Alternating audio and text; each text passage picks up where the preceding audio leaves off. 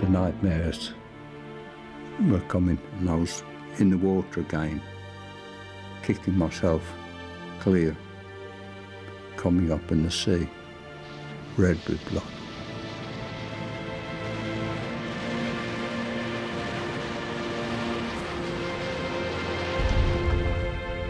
Such a horrifying thing from beginning to end. We didn't want a war. People had no idea what it would mean. It turns men who could be civilized, decent people into beasts. It is necessary for people to become beasts in order to fight a war. This is no war of chieftains or of princes, of dynasties or national ambitions. This is a war of the unknown warrior.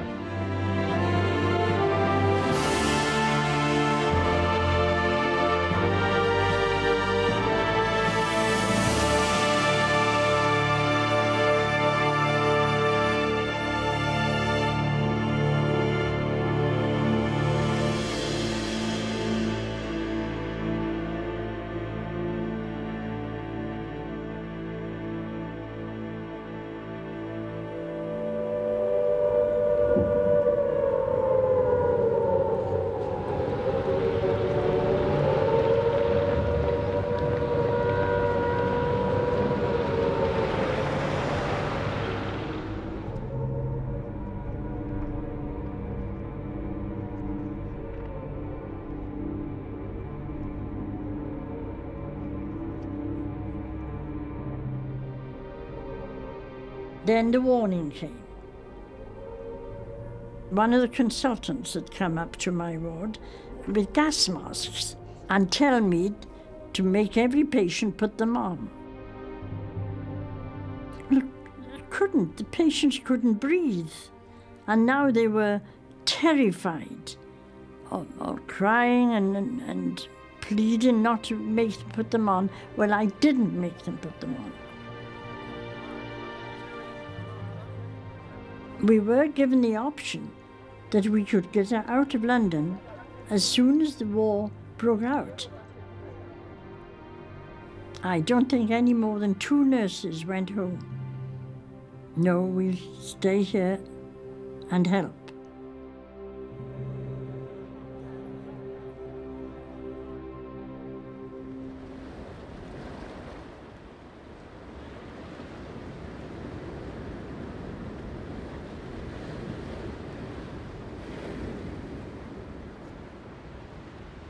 I felt it was right. I felt we had to do it. I was doing the right thing, the only thing I could do.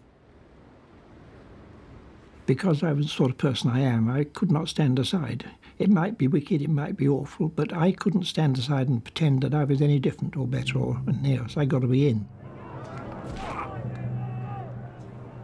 When you're trained to use a bayonet, you're trained to shout and swear and rush at the thing and put all you've got into shoving your bayonet through this sack.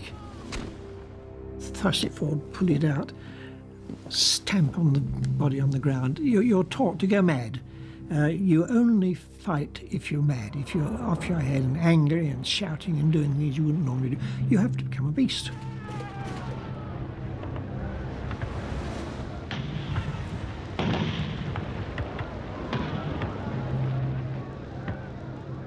Some of the things that we were asked to do were crazy, no doubt about that, but the end thing was that we couldn't allow Hitler to carry on as he had, otherwise we would all be under the thumb.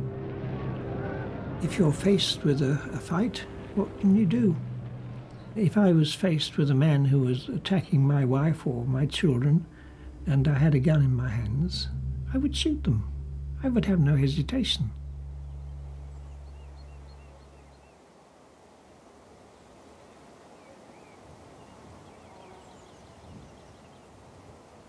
We couldn't afford to get married with the wages we were getting in the insurance company.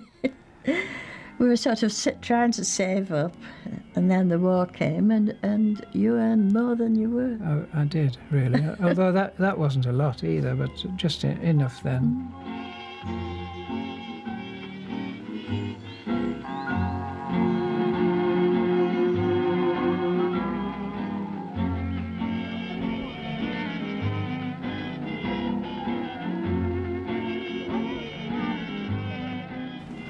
Oh, now then, isn't that nice? Seeing this film again after nearly yes, 60 look at years. the roses. And there's your dad. Yes, our little bridesmaids now. And there's Jim. Oh, yes. That's a nice shot of those two, isn't it? Jean, you can hardly believe she's a granny now. No. Yes, and what a job you had to get flowers. Things were very scarce in wartime. Everything was rationed almost. I made my own wedding dress. My mother helped. She did all the little button holes on the sleeves, and then afterwards I loaned it to two friends, and they both were married in the same dress. Here we are, ready for going away on that honeymoon. My teeth show up well, don't they? Well, we look very happy. Oh, yes. We're still just as much in love as ever, I think. When we first met. After all these years.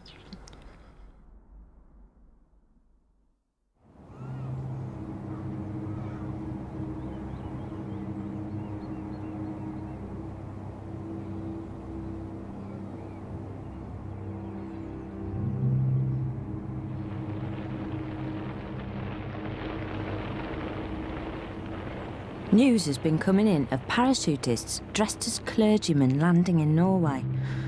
Women are particularly afraid, as we hear that if you're young and healthy, you might be shipped to Germany to a baby farm to be mated to Germans. We've all decided we ought to have a pile of hand grenades in the bedroom near the window in case the Germans and their tanks come up our street. I was just 25, and you wondered what you'd do if these soldiers suddenly came. But we were frightened of them, or what would happen, and what you'd do to defend yourself in your home. And so I thought that out. I thought the direct approach wouldn't get you anywhere, so you'd have to put a false face on and pretend to be sociable. And that's what I thought I'd do. I'd say, you poor boy, you look very tired. Come and sit down, I'll make you a nice cup of tea.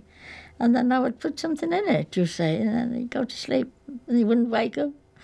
But of course, I had not faced the fact that other Germans would arrive to look for him, and they want to know how he died. And then, of course, I don't know what my fate would have been. I don't know what would have happened. I hadn't got any poison, by the way. I think I got some stuff we put in the water softener or something.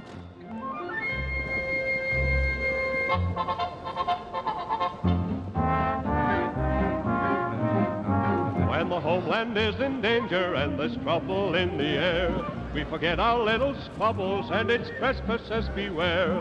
All the nation is united when the danger looms in sight, and we march along together as we sing with all our might. We must all stick together, and the clouds will soon roll by. We must all stick together. That's my squad. All stick together, never mind. There I am. the old school tie. 3 down from the front.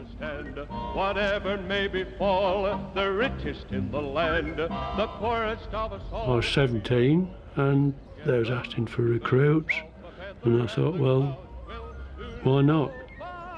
And I think it was only true to your country to do your bit. This was the practice of the grenade throwing. The first hand grenade I got in my hand, I was terrified. It was very scary to think that you'd got that in your hand and it could go off any time. Because only a few weeks before the chap was in the dugout, he dropped it and they'd no time to run out, blew into pieces. If the Germans did get across, you wonder what happened. I don't think we should have done much good.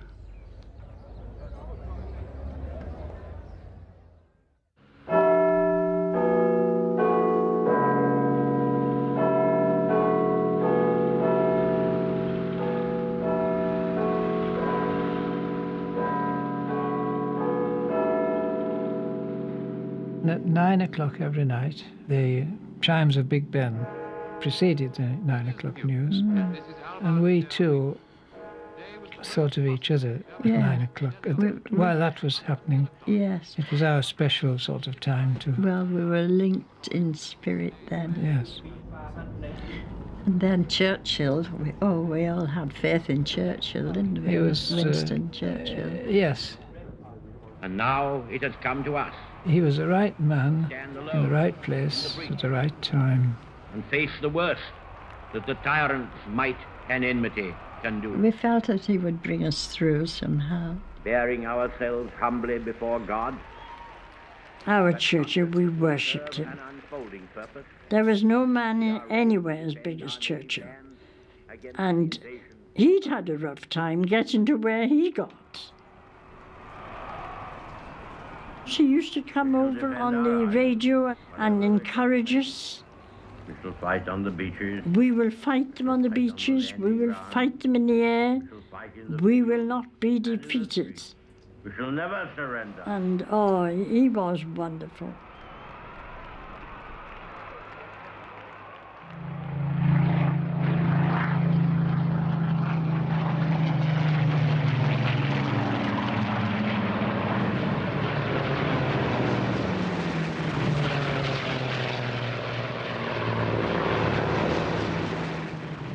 We just stood there and certainly did not believe that they would drop on us. We couldn't believe it would happen. And I watched our boys in the sky, and the Germans came through and they were fighting. It was just as though you were watching a football match. And we were saying, that's right, boys, go on, blow them up, blow. And we were likely to be dead the next minute.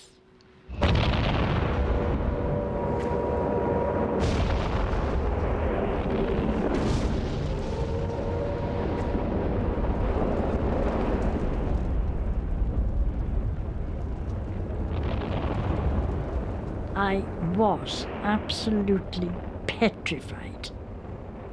I shook from head to foot. And we thought, well, best thing to do, I thought, I'll get under my bed. And then I looked up and saw springs. I thought, oh no, I'm not having those through me. So I went back onto the bank in the corridor.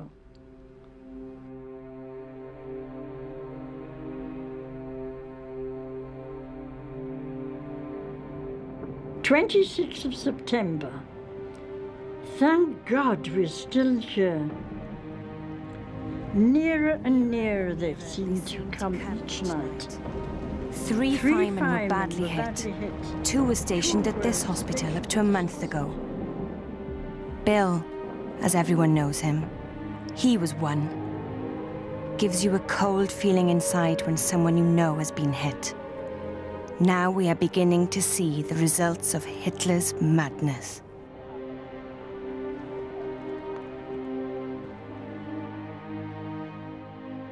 My diary was always in my bedroom.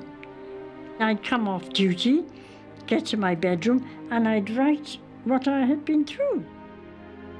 Writing is my therapy. If ever I get distressed about anything, I put it on paper.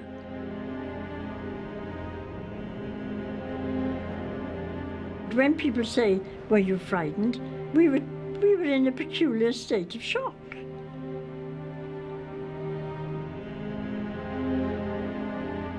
You just did things automatically. You got so used to it. And wherever you went, you'd go down a street that you knew was just rows of houses and there was nothing there. I saw a whole street go. I mean, most of the people were killed. I just happened to look out of the window when that particular bomb dropped.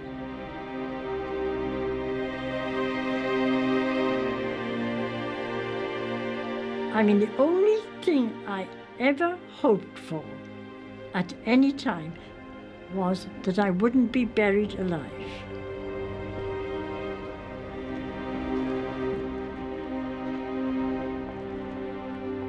I don't know how we did it. Don't ask me how we went through it. I don't know.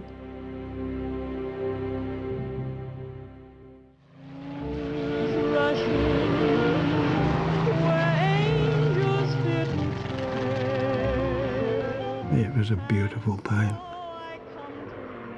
I doubt if you'll find an ex-Spitfire pilot anywhere in the world. At the very mention of the name, his eyes will not take on a glazed look, and he'll go back into dreamland. It was a lovely aircraft to fly. After the Battle of Britain, I would say every teenager in the United Kingdom wanted to be a Spitfire pilot.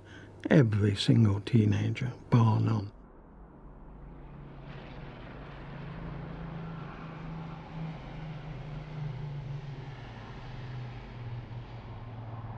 I went and presented myself to the flight sergeant. He didn't exactly look at me like I was God's gift to the RAF, but he did send me for a medical and a selection board.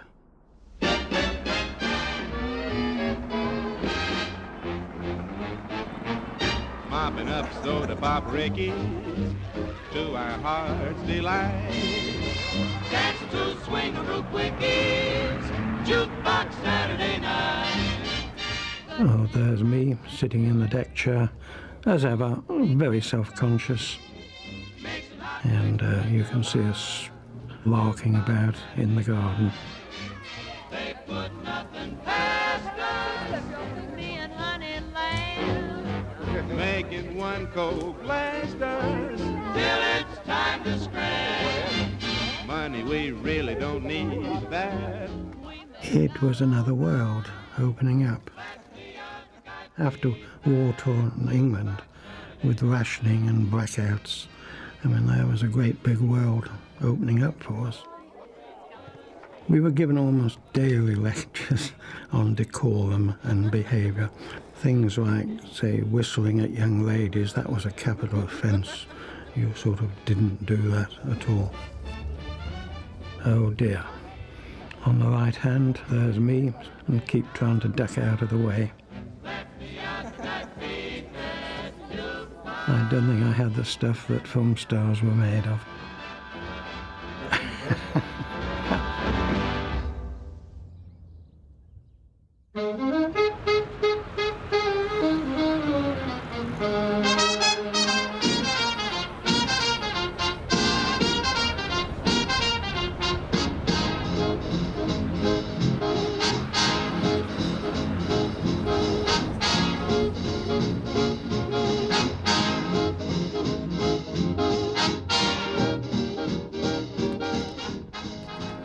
Went to the Bellevue last night. Hawks and Freeman's is now being made into a club for Yanks. Cool. Harry Berman brought me some records. Glenn Miller in the Mood, Harry James, You Made Me Love You, and the Woodchopper's Ball. Woodchopper's Ball. We did a good conga and jitterbug. Oh, Mama, Snake Hips. Snake Hips was a Latin American sailor. Oh, he was the most wonderful dancer. When you got a good partner, everybody in the ballroom would come and stand around you in a big circle, and you'd get more and more frenzied. It would be wonderful. And where I was such a tall girl, I often used to have my partner jump up into my arms instead of me into his. I used to do it the other way round, and I always carried them off the floor afterwards and deposited them on a chair.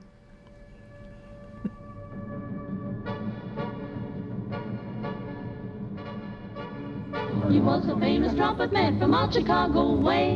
He had a boogie style that no one else could play. He was the top. Well, of course, not counting the accent, which we all knew from the films, I think it was their manners. They were so polite, They called everybody ma'am, and they say, excuse me, ma'am, and pardon me, ma'am, and the things that we weren't used to. The English boys had very, very rough cloth, and sometimes it was impregnated with anti-gas material and it smelled awful sulphury. And with the Americans, they had this very good quality cloth, and you could feel the difference. And they had the advantage of the aftershave lotion, lovely white teeth, beautiful uniforms, and of course our boys then did get a bit jealous, but you can understand it why. There's a little bit of animosity. They had a lot more money than we had.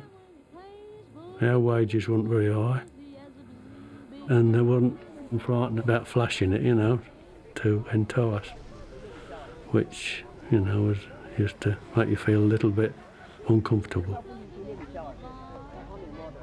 We never came much into contact with the American forces, did we? No. But yes, I think there would be a tendency to ease moral standards at that time. I think it was definitely the American mentality. You're either cheap and easy, or you're the girl next door, or the girl his sister goes to school with, you know.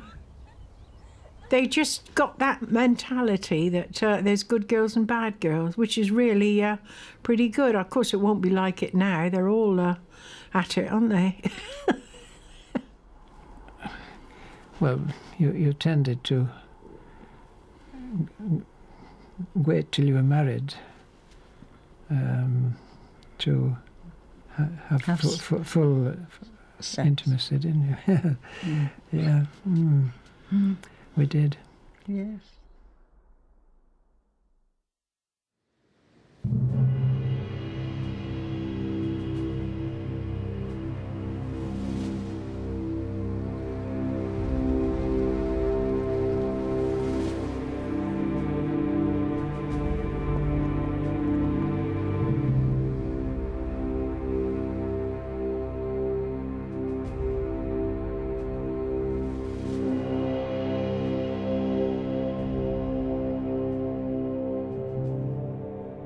Reading through it, I wondered how the heck I coped with it, a lot of the things that are written there.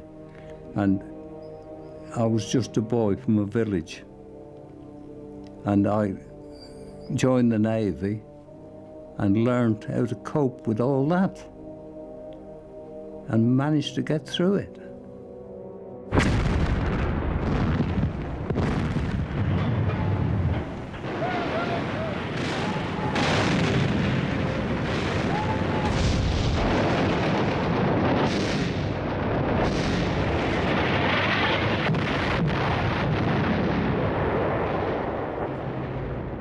At last the order came. Lower boats!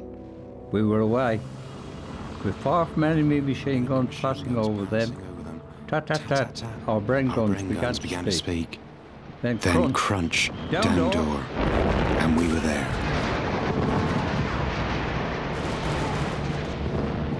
A sapper began to cry, plead, and cling to the floorboards, swearing he couldn't move. We left him. His nerve was gone. The shrill whine of bullets speeded us on. Then it came.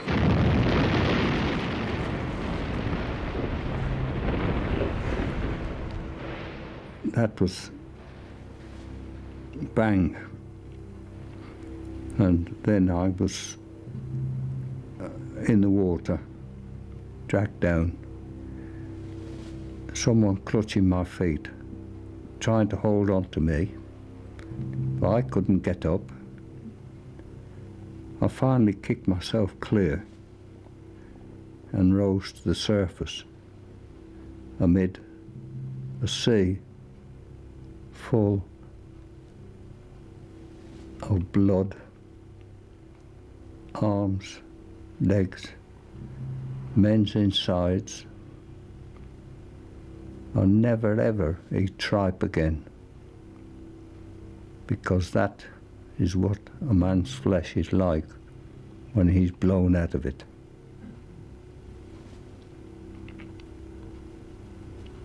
And I finally, after a lot of struggling, got to the beach where I collapsed.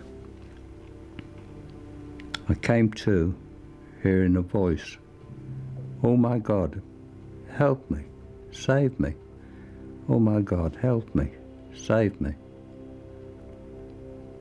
I looked and went to the gangplank. And on the gangplank was the captain, Padre, who I'd been speaking to on the landing craft. His legs were gone, and he was crying out for help. His God sent me along, and I carried him down the gangplank, where I collapsed on the beach. And then I left him for medical aid. Carried on to do my job.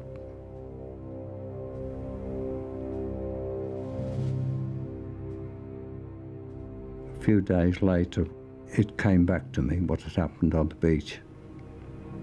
And the nightmares were coming, and I was in the water again, kicking myself clear, coming up in the sea, red with blood.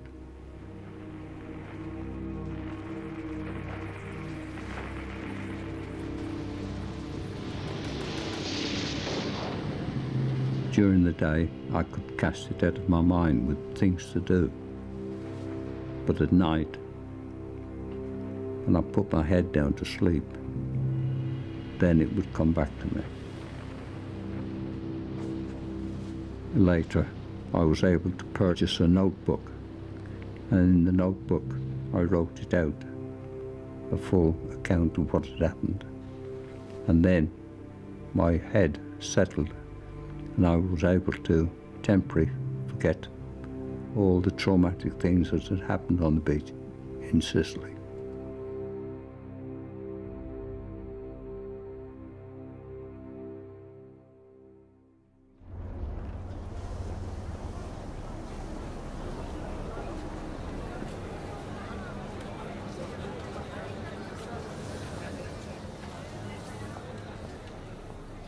We were 6 weeks on board ship, and we got off the ship in Bombay and were allowed a couple of days leave, and I was walking up one of the main shopping centres, and there was a firm called Eastman Kodak, and I'd never heard of them. And I looked in the window, just arrived from America, a nice little camera about 8 inches by 4 inches, and a lot of coloured film which I didn't even know existed.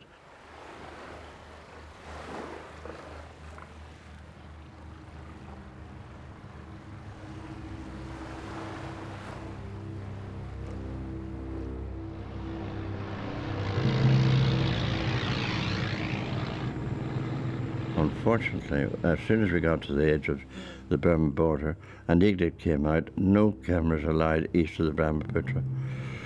But I said to myself, well, I've gotten a camera, I may as well keep it.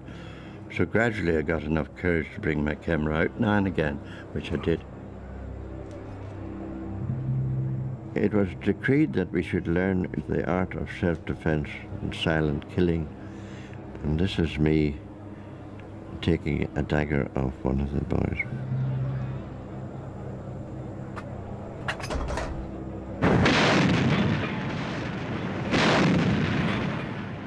Our immediate program was the Japanese in front of us. We were amazed that when we blew the tops off their bunkers and dugouts, that they didn't surrender the way any sensible soldier might have done, but they committed harikari. But we didn't have any great hatred for them. We were doing a job the way we were. The hatred came after the war when the stories came out.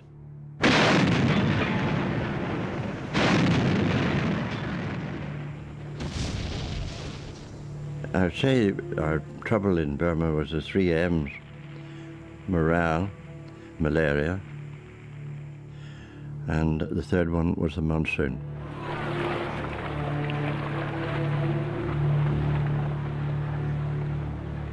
We fought the monsoon as much as we could, but we quickly realized with our heavy equipment you couldn't move it during monsoon because everything turned to mud. Everything was damp. Clothes, food, a lot. near Banbridge town in the county down one morning last July. In our 3.5 years in Burma, we only saw one concert party. So we had to make up our own amusements, and these are the boys dressed up. Where they got the clothes from, I didn't ask any questions. It was childish looking at it now, but to us it was great fun. We laughed our heads off. And we hadn't seen a girl for, what, over 3 years. You can understand that any diversion was very welcome.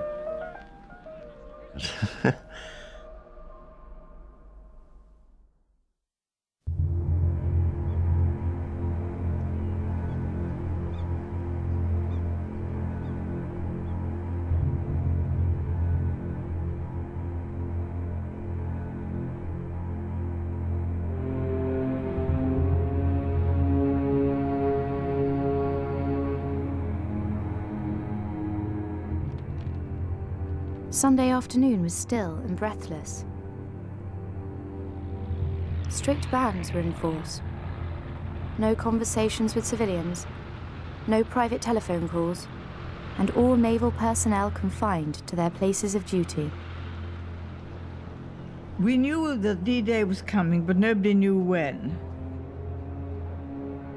The sea was absolutely chock-a-block. Torbay was jammed with craft. You could almost walk from one to the other. It was the most exciting thing.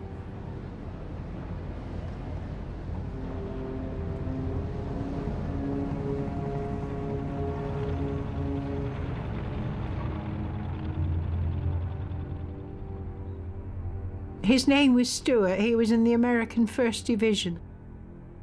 He was so dark and handsome. I really was thrilled to bits. They'd been shut in their barracks for several days. Nobody was allowed out at all.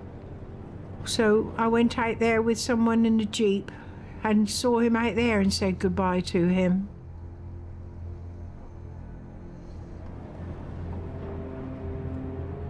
Didn't get right close to him. I just waved to him and said goodbye through the barbed wire, you know.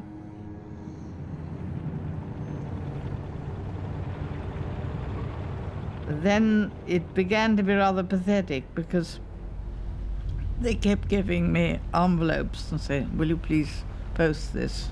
This is my family, you know, and what about, this is the money for the stamps.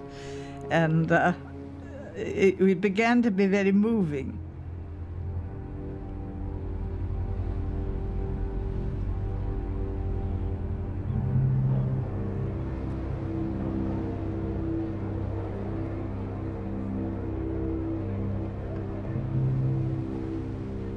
In a sense, we were expectant. We were looking forward.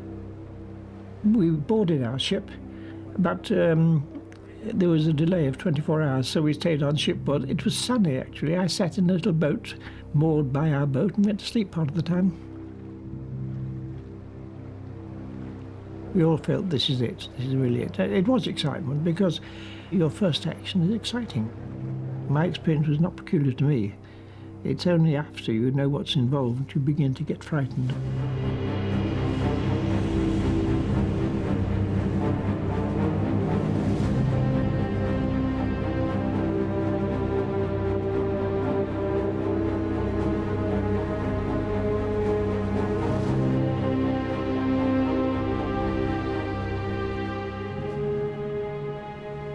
It was night. I think we were all excited. I didn't detect any sort of anything other than people feeling like me, really.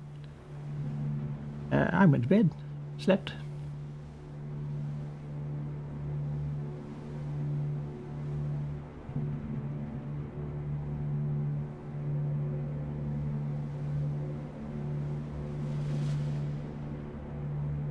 The senior army officer who gave us the pep talk the night before, he said, many of you will not survive the first assault wave. He said, some of you might survive the second. He said, but not to worry. We shall just pass over you until we have captured the beach. That is the thing that must be done. You must capture the beach.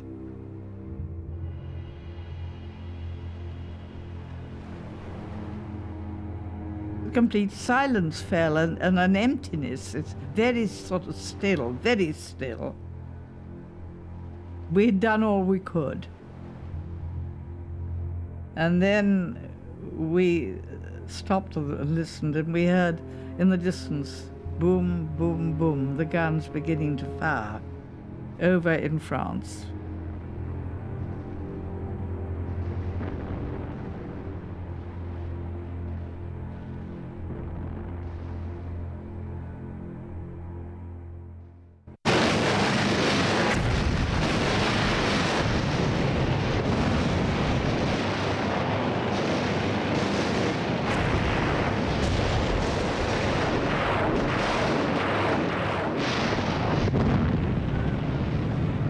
We got into the boats.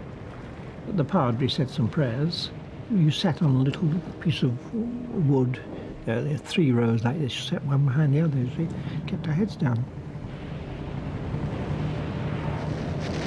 As we boarded the craft, we could hear the huge shells that were being fired by the battleships. It was awe-inspiring as they whizzed overhead. Shells weighing about a ton each.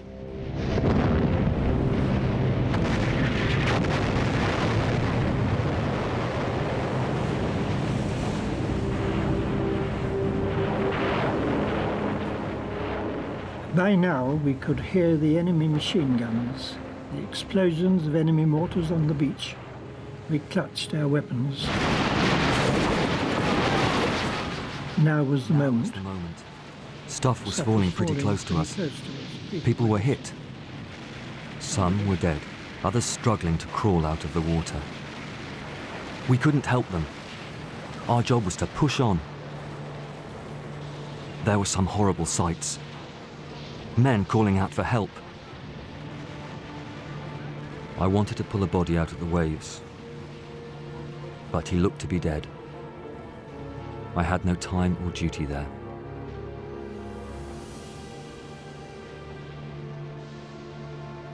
People were being hit. The boat next to us, when they opened the ramp, bullets went straight in. Our padre was wounded, our medical officer was killed. We'd been given strict instructions not to give any first aid or help, because our job was to get across the beach and onto our target, leaving the beach for others coming after us to come in. It was very, very bad when we landed. When you hear bullets whizzing through the air, you think, well, I've got to get under some cover. I've got to do something about this. I've got to find out where it's coming from. Can I attack? Can I reach them with the gun I have? I realised that we were being shelled and I couldn't get away from it. I was suddenly afraid. The scene was one of devastation, bodies everywhere. Around you, people crying out for help. You cope with it by saying, well, nevertheless, I must carry on, but you become a little more frightened every time something lands near you. The provost sergeant was wounded just by me. He'd been hit in the shoulder and he was very pale, and he talked about a letter to his brother and so on. But I put my arms around him and put my field dressing on him and, you know, looked after him. Yes, you do. You learn then to do things that I wouldn't have learned perhaps other ways. It would take me a long time to put my arm around anybody, but you just do.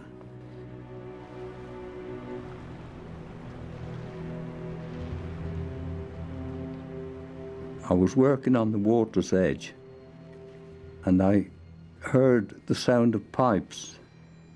I couldn't believe it until I looked to my right and saw the piper marching along with his kilt on and playing as if he was on the playground in London.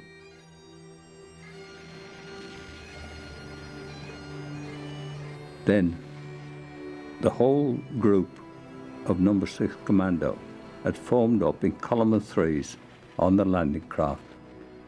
and with Lord Lovett and the piper leading them, they marched off the landing craft, through the water, onto the beach, up into the village, with the piper playing ahead of them. And I could hear a most impressive thing that you could ever imagine happening. Incredible. He had a lot of guts to march along playing that pipes.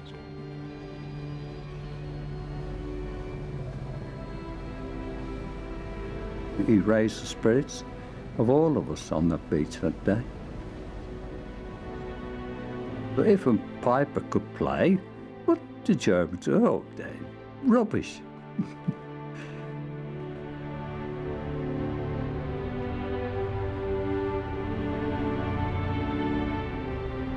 One of our squaddies was walking out forward with a machine gun, and he saw a bunch of Germans walking back with their hands behind their head. They'd been taken prisoners, only about 7 or 8 of them. But he'd just lost his best friend, and he turned his machine gun on and machine gunned the lot. Now, that was anger and temper. He wouldn't have done it if he'd thought a bit about it and waited a bit longer, but in the heat of the moment, that sort of thing could happen.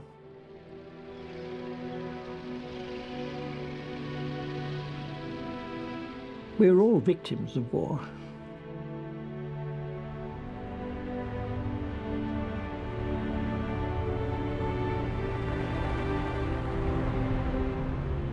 In Weymouth, Dawn Gould was waiting for news from her American fiancé, Stuart.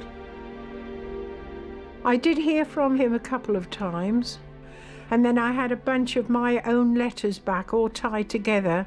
It said, "Deceased, return to sender." And that's when I wrote to his sisters, and they said that he'd been killed, but they didn't know where. Not being a wife, an official next of kin, his sisters were his next of kin, so I didn't write a proper telegram or letter. I just had all the letters returned. And I had the souvenirs he'd given me from Sicily and North Africa, and I had a bundle of his letters, and that was all I had. And a couple of photos.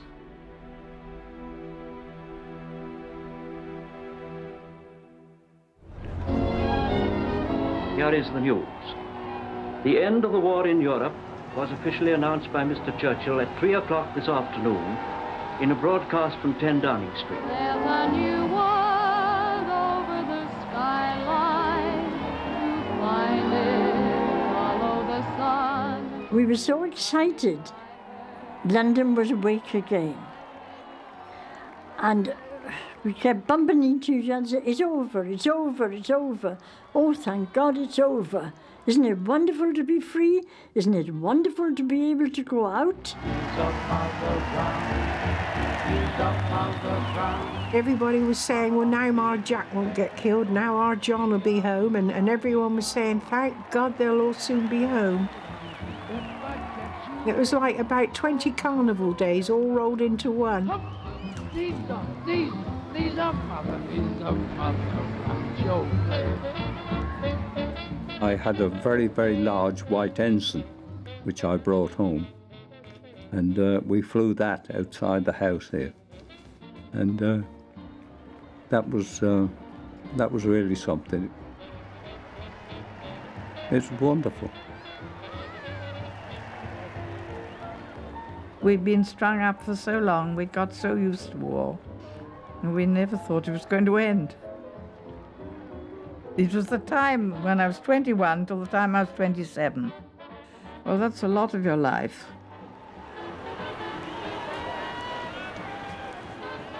VE Day and VJ Day, they just didn't happen to me. This is the odd thing. I've learned more about them afterwards when I saw it on film. And it was the people who hadn't fought who celebrated. The ones who were fighting were still out there, or dead, or in hospital.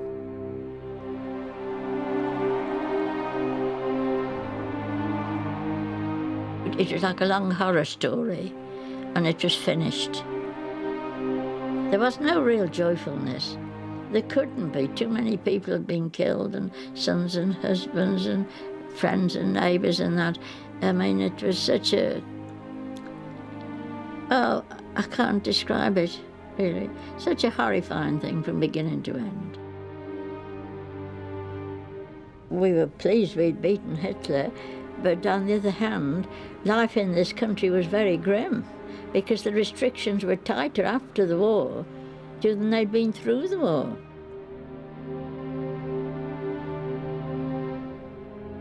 Well, actually, I had a nervous breakdown. A lot of people did.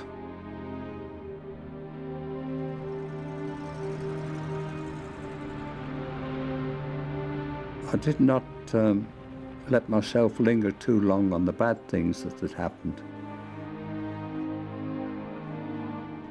I tried to think more of the future, what it would hold, and what we could do.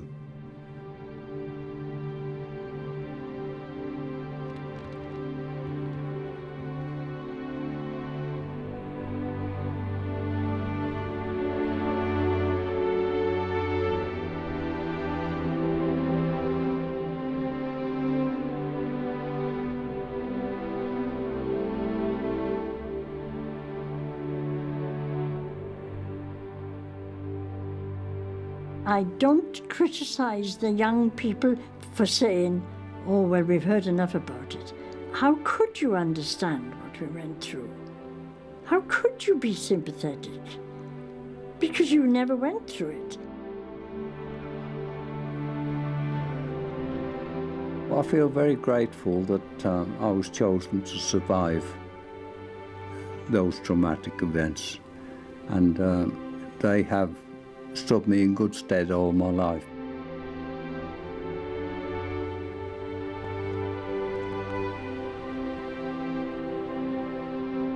Life is full of tears. Life is like that, and you may have to cry, but there's no way of going around it.